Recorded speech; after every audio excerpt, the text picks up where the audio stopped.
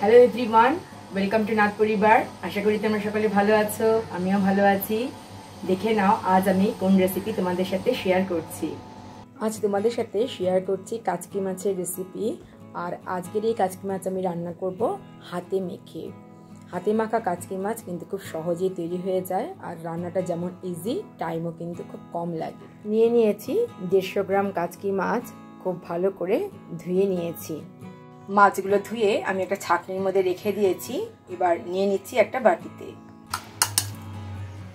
দিয়ে দিচ্ছি এর মধ্যে কুচনো পেঁয়াজ, দিয়ে দিচ্ছি আদা রসুন বাটা, টেস্ট অনুযায়ী নুন,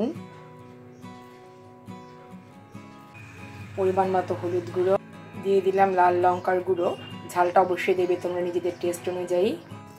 দিয়ে দিচ্ছি কাঁচা লঙ্কা ফাটিয়ে দিলাম, অল্প একটু সাদা তেল দিলাম, ভালো করে মেখে নেব।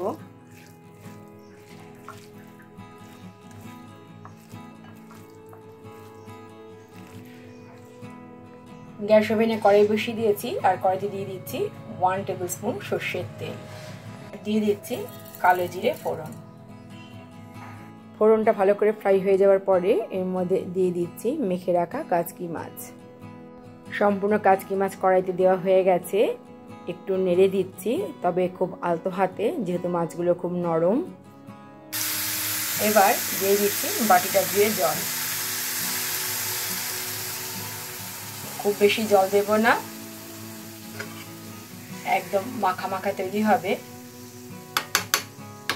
দিয়ে দেব ধনেপাতা কুচি, ধনেপাতা কুচি দিলাম, তা একটু মিশিয়ে দিচ্ছি।